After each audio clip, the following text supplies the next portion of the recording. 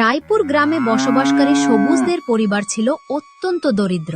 তারা দিন এনে দিন খেত, কিন্তু মাঝে মাঝে অভাবে বাড়িতে ভাতের হাঁড়ি চুলাতে চাপত না। অথচ গ্রামের লোভী আর নির্দয় মোড়ল সবুজকে তার কাজের প্রাপ্য টাকাগুলো দিত না। গরিবদের টাকা মেরে খাওয়া ছিল তার স্বভাব।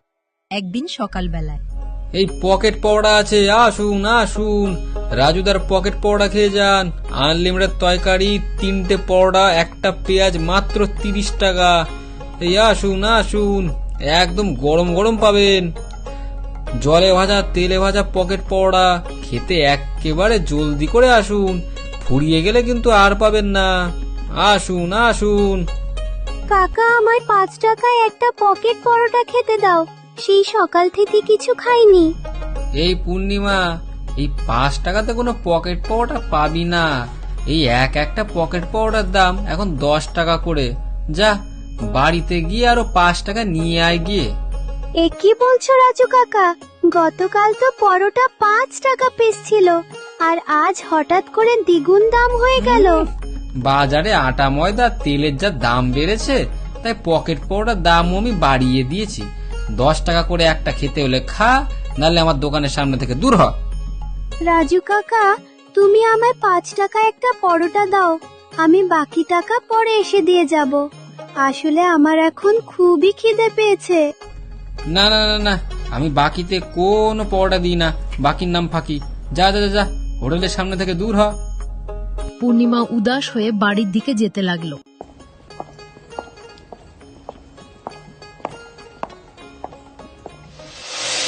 লাজু কাকা তো 5 টাকায় পরোটা দিল না, এখন আমি কি খাবো? এদিকে তো মা রান্না চাপায়নি, কারণ বাবা মোড়ল বাবুর কাছ থেকে টাকা নিয়ে বাজার করে আনবে দুপুর বেলা। এতক্ষণ আমি না খেয়ে থাকবো কিভাবে? হঠাৎ করে পূর্ণিমা একটি বৃদ্ধ মহিলার আর্তনাদ শুনতে পায়। বাঁচাও, বাঁচাও আমাকে, কেউ বাঁচাও, কে আছো, বাঁচাও। যেদিক থেকে বয়স্ক মহিলার আওয়াজটি আসছিল পূর্ণিমা সেই দিকে দৌড়াতে থাকে। ওরে আমায় মেরে ফেললো রে, আমায় মেরে ফেললো। পূর্ণিমা পৌঁছে দেখে যে এক বয়স্ক বুড়িমা মাটিতে বসে ভয়ে চিল্লাচ্ছে, আর উনাকে ঘিরে দুটি কুকুর খুবই হিংস্রভাবে ডাকছে, যেন এখনই বয়স্ক বুড়ি মাকে কামড়ে ছিঁড়ে ফেলবে। এই দেখে পূর্ণিমা পাশ থেকে মাটিতে পড়ে থাকা একটি মোটা গাছের ডাল নিয়ে কুকুরগুলোকে তাড়াতে থাকে। এই যা পানা, এখান থেকে পালা বলছি। পূর্ণিমার হাতে লাঠি দেখে কুকুরগুলো ভয়ে সেখান থেকে চলে যায়। এদিকে বুড়িমা এখনো ভয়ে থরথর করে কাঁপছিল। ওঠেন বুড়িমা, এখন আপনার কিচ্ছু হবে না, আমি ওই যে দুষ্টু কুকুরগুলোকে তাড়িয়ে দিয়েছি। তোমার অনেক ধন্যবাদ মেয়ে। আজ যদি তুমি না থাকতে, তাহলে বোধহয় কুকুরগুলো আমায় কামড়ে ছিঁড়ে ফেলতো। না না বুড়িমা, এখন আপনার কোনো ভয় নেই। বুড়িমা কাঁপতে কাঁপতে উঠে বলল, তোমার নাম কি মেয়ে? আমার নাম পূর্ণিমা। বাহ, বেশ সুন্দর নাম তো, তোমার চরিত্রের মতনই উজ্জ্বল নাম। তা পূর্ণিমা, তুমি কোথা থেকে আসছিলে মা? আমি আসলে রাজু কাকার পরোটার দোকান থেকে আসছিলাম। রাজু কাকা পরোটার দাম 5 টাকা থেকে 10 টাকা করে দিয়েছে, তাই আর আমি পরোটা খোটা খেতে পারিনি। কেন মা, বাড়িতে ভাত রান্না করেনি? গো বুড়িমা, আমাদের খুবই অভাবের সংসার। বাবা কাছ থেকে টাকা নিয়ে বাজার না করে আনলে আমাদের বাড়িতে চুলা জ্বলে না। আহারে, তাহলে তো তোমরা খুবই অভাবে দিন কাটাচ্ছে। দাঁড়াও।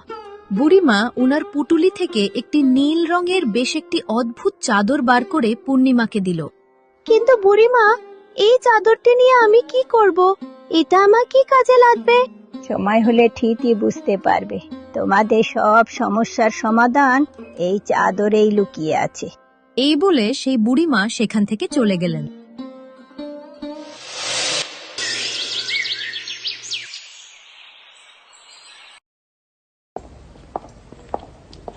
সবুজ কাঁচি হাতে মোড়লের জমির দিকে যাচ্ছিল কাজ করতে। এ কি সুদীপ, তুই গরু নিয়ে চলে এলি যে? আজ কি মোড়লের বাড়িতে কাজে যাবি না? না গো সবুজদা, এই মোড়ল বাবু 1 সপ্তাহ ধরে কাজ করাচ্ছে, কিন্তু টাকা দিচ্ছে না, তাই আজকে কাজ করব না বলেই চলে এসেছি। বলিস কি রে, মোড়ল বাবু দেখি তোর টাকাও আটকে রেখেছে।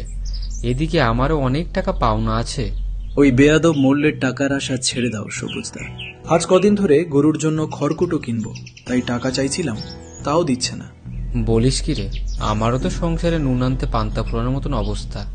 এভাবে চলতে থাকলে মনে হয় না খেতে পেয়ে মরে যাব। মরতে যদি না চাও তবে অন্যের জমিতে কাজ শুরু করো সবুজদা। ওই বেয়াদব গরিবের টাকা মেরে খাওয়া মোড়লের কাছে আর যেও না। তা তো তুই ঠিকই বলেছিস। চল আমি তাহলে যাই, বড্ড দেরি হয়ে গেল।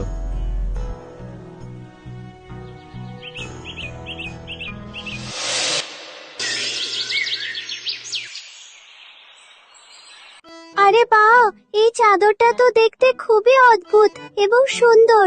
এমন অদ্ভুত চাদর তো আমি কোনোদিন দেখিনি। দেখতে কিছুটা পুরনো আমলের চাদরের মতন। হঠাৎ করে সেই চাদরটি কথা বলে উঠল। তুমি ঠিকই বলেছ, আমি আসলে অনেক পুরনো চাদর। আগে আমি জমিদারের বাড়িতে ছিলাম, আর এখন তোমার কাছে। চাদরটির কথা বলা দেখে পূর্ণিমা চমকে ওঠে। ওমা, তুমি দেখছি কথা বলতে পারো। চাদর আবার কথা বলতে পারে নাকি? অন্য কেউ না বলতে পারলেও আমি পারি। তোমার কোনো সমস্যা হলে তুমি আমায় বলতে পারো। ঠিক আছে, কথা বলা চাদর। এখন তাহলে জলদি করে বাড়িতে যাই, গিয়ে দেখি মা কি রান্না করছে। এই বলে পূর্ণিমা সে চাদরটি নিয়ে বাড়ির দিকে রওনা দেয়। কিরে সবুজ, বেলা 12টা বাজে। হ্যাঁ, তুই কি করতে জমিতে এসেছিস? আজ্ঞে মোড়ল মশাই, আজ একটু দেরি হয়ে গেছে। আজ যখন দেরি করে এসেছিস তাহলে তোকে আর কাজ করতে হবে না, যা বাড়িতে যা। এত বেলা করে আসলে আমি কাউকে কাজে নিই না। এই কথা বলবেন না মোড়ল বাবু, আমার আর কোনোদিন এমন ভুল হবে না। আমার আজকে যে করেই হোক কাজ করে বাড়িতে সদাই নিয়ে যেতেই হবে। তা তো ভালো কথা, যা তাড়াতাড়ি সদাই কিনে বাড়ি যা। আর হ্যাঁ, আমি আজ 1 টাকাও দিতে পারবো না। সে কি মোড়ল বাবু, আপনিই তো আমায় কাল বললেন যে আজ আমাকে সব টাকা দিয়ে দেবেন। আজ কতদিন হলো আপনার জমিতে কাজ করছি, সব টাকাগুলো আজ দিয়ে দেওয়ার কথা। আরে তোকে তো আমি বললাম আজ টাকা দিতে পারবো না। কদিন ধরে আমার ব্যবসা খুব একটা ভালো চলছে না, আর তোরা যা কাজ করছিস তাতেও আমার তেমন একটা লাভ হয় না। চিন্তায় চিন্তায় আমারও ওজন 97 থেকে 95 কেজিতে নেমে গেছে। আর তোরা খালি টাকা দাও বলে পাগলও করে দিস। কিন্তু বাবু, টাকা না দিলে যে আমি বাড়িতে সদাই নিয়ে যেতে পারবো না। আমার বউ বাচ্চা যে না খেতে পেয়ে মরে যাবে। ঠিক আছে, ওরা মরে গেলে ওদের অন্তিম কাজের জন্য আমি টাকা দিয়ে দেব। এখন যা, আমার মাথা খাস না। কথাটি শুনে সবুজের বুক কষ্টে ফেটে গেল। তার বউ বাচ্চার মৃত্যু কথা শুনেই তার চোখ দিয়ে জল পড়তে থাকে। সে তারপর মনে মনে প্রতিজ্ঞা করে যে মারা গেলেও সে কখনো এই মোড়লে জমিতে কাজ করতে আসবে না।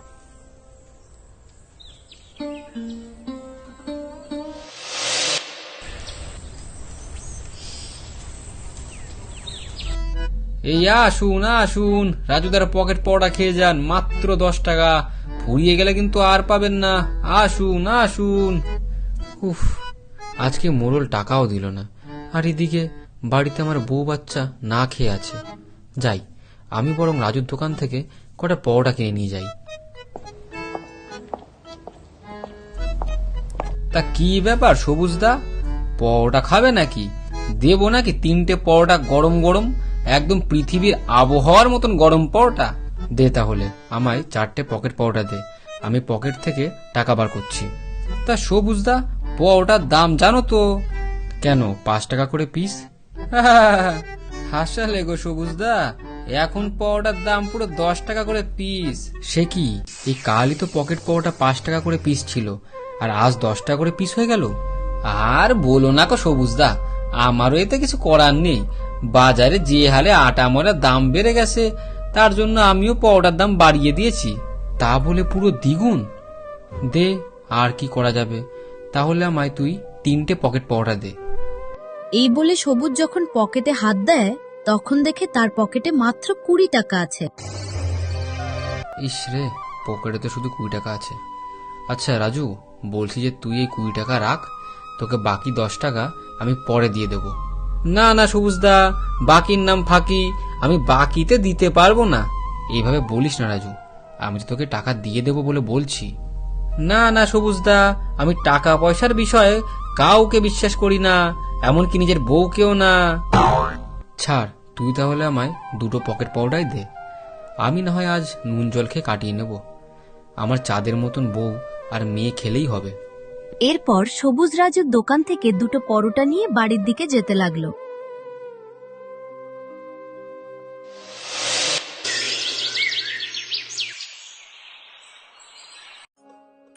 এদিকে পূর্ণিমা বাড়ির সামনে বসে তার মায়ের অপেক্ষা করছিল। সেই কখন থেকে বসে আছি মা, যে কোথায় গেল কে জানে। কতক্ষণ হয়ে গেল বাড়ি আসছেন না। পূর্ণিমা, তুমি একদম চিন্তা করো না, তোমার মা এক্ষুনি চলে আসবেন। ও মা, তুমি কি করে জানো যে মা চলে আসবে? আসলে আমি সব জানি। কিরে পূর্ণিমা, তুই কখন এলি আর কার সাথে বসে বসে বকবক করছিস? কই না তো, আমি তো অনেকক্ষণ হলো বসে আছি। তা মা, তুমি আজ কি রান্না করছো? আমার যে খুবই খিদে পেয়েছে। তোকে তো সকালে 5 টাকা দিলাম, তাই দিয়ে খাসনি বুঝি কিছু? না গো মা, রাজু কাকা পরোটার দাম 5 টাকা থেকে 10 টাকা করে দিয়েছে, তাই পরোটা কিনে খেতে পারিনি। বলিস কি রে? তাহলে এখন আমি তোকে কি খেতে দেব? বাড়িতে তো একটা দানা পানিও নেই। বলো কি মা, আমার যে খুবই খিদে পেয়েছে, আমি তাহলে কি খাবো? দাঁড়া, আমি ঘরে গিয়ে দেখে আসি ঘরে খাবার মতন কিছু আছে নাকি। মা, সে কখন গেল ভেতরে? আমার যে খিদেতে প্রাণ যায়। পূর্ণিমা, তোমার খিদে পেয়েছে? তা আমাকে আগেই তো বলতে পারতে। ও মা, আগে বললে কি হবে? তুমি কি আমায় পরোটা কিনে এনে দেবে নাকি? তার মানে তোমার পরোটা খেতে ইচ্ছা করছে, তাই তো? দাঁড়াও, আমি এক্ষুনি তোমাকে স্পেশাল চিকেন পরোটা খেতে দিচ্ছি, যে পরোটা তুমি কখনো খাওনি। খানিকের মধ্যেই সেই চাদরটির ওপর একটি প্লেট প্রকট হলো, আর সেই প্লেটটি ভরে গেল চিকেন পরোটায়। আরে, আমি কি দেখছি? দেখি 1 প্লেট চিকেন পরোটা। ও মা, জলদি করে দেখে যাও। কিরে, কি হলো? এত চিৎকার করে ডাকছিস কেন? দেখো মা, 1 থালা ভর্তি চিকেন পরোটা। একই পূর্ণিমা, তুই এতগুলো চিকেন পরোটা কোথায় পেলি রে? এত আমার একদম বিশ্বাস হচ্ছে না। মা, এটা হলো আগেকার দিনে জাদুর চাদর। এই চাদরের কাছে আমি যা খেতে চাইবো তাই চলে আসবে। বলিস কি রে পূর্ণিমা? তাহলে চলো আমরা তাহলে চিকেন পরোটা খেয়ে নিই।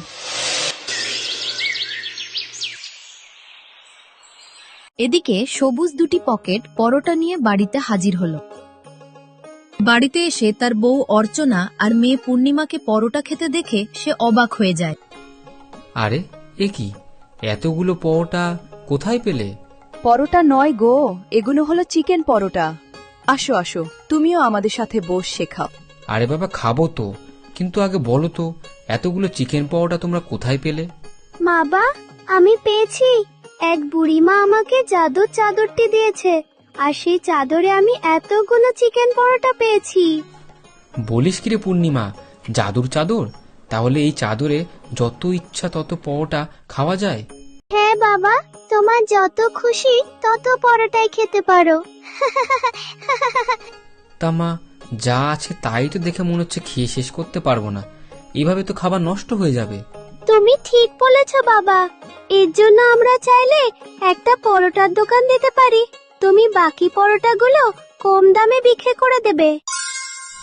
বাহ, তোর মাথায় তো বেশ বুদ্ধি আছে পূর্ণিমা। শোনো গিন্নি, আমি তাহলে কাল সকাল থেকে বাজারে চিকেন পরোটার দোকান দেব, যাতে সকলে কম দামে ভালো খাবার খেতে পারে।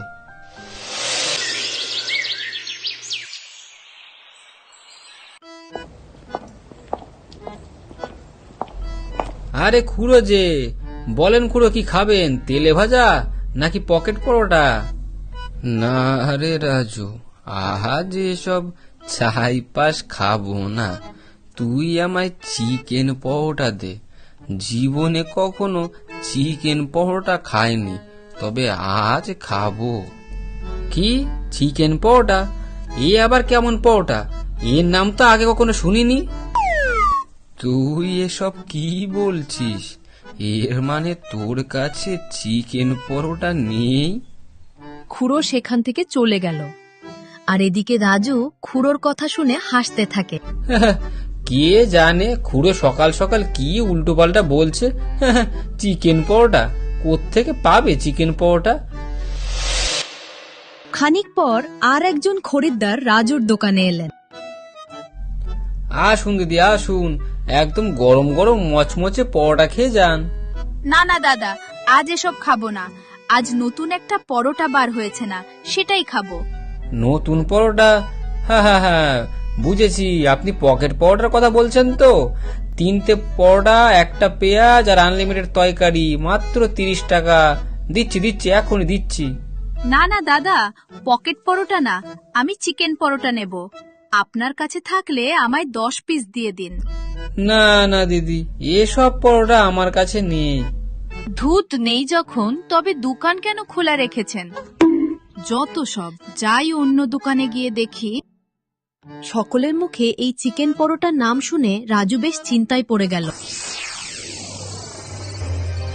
কি জানি বাবা, আজ কি হলো, সকলে শুধু এসে বলে যাচ্ছে চিকেন পরোটা খাবো, চিকেন পরোটা খাবো। এই চিকেন পরোটা আবার কি? কে বিক্রি করছে এই পরোটা? এই চিকেন পরোটা আছে গো, চিকেন পরোটা, মাত্র 5 টাকা করে চিকেন পরোটা। আরে এই পূর্ণিমা, আমায় 2টো চিকেন পরোটা দে তো, একটু খেয়ে দেখি। জীবনে কোনোদিনও চিকেন পরোটা খেয়ে দেখিনি। ঠিক আছে খোলো, এক্ষুনি দিচ্ছি, তুমি একটু দাঁড়াও। এই যে দাদা, আপনাদের চিকেন পরোটার দাম কত করে? দিদি, আমাদের চিকেন পরোটা মাত্র 5 টাকা করে। বলুন আপনাকে ক পিস চিকেন পরোটা দেব? কি, মাত্র 5 টাকা করে চিকেন পরোটা? দিন আমাকে তাহলে পুরো 15টা চিকেন পরোটা দিন।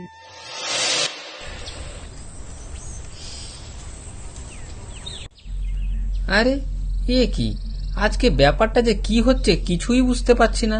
আজ সকাল থেকে কেউই আমার দোকানে পকেট পরোটা খেতে আসছে না। যাই গিয়ে একটু দেখি তো ব্যাপারটা কি। এদিকে সবুজদের পরোটার হোটেলে সব চিকেন পরোটা বিক্রি হয়ে গিয়েছিল।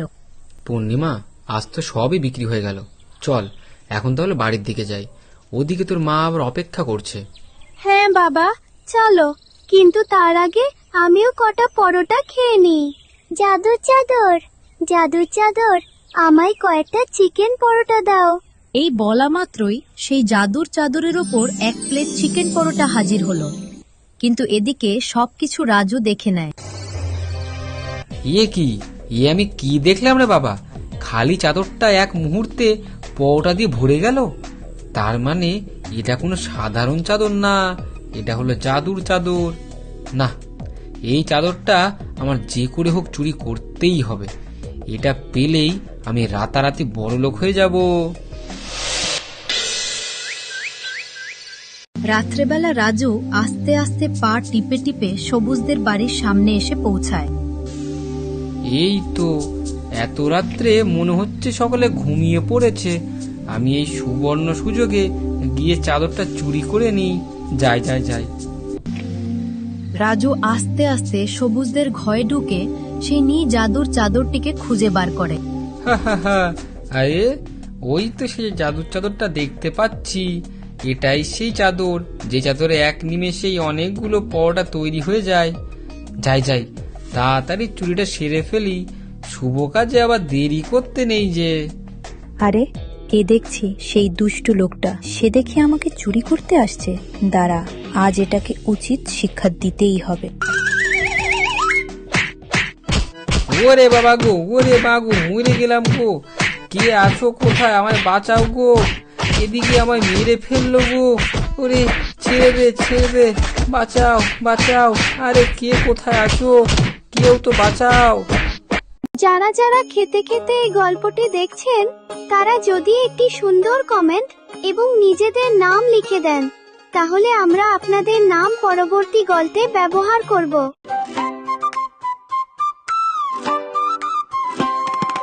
চলো চলো গল্পে যাই, হাসি ভরা গ্রামে ভাই, গল্পগুলো আজ আবার গল্প নিয়ে হাজির তাই।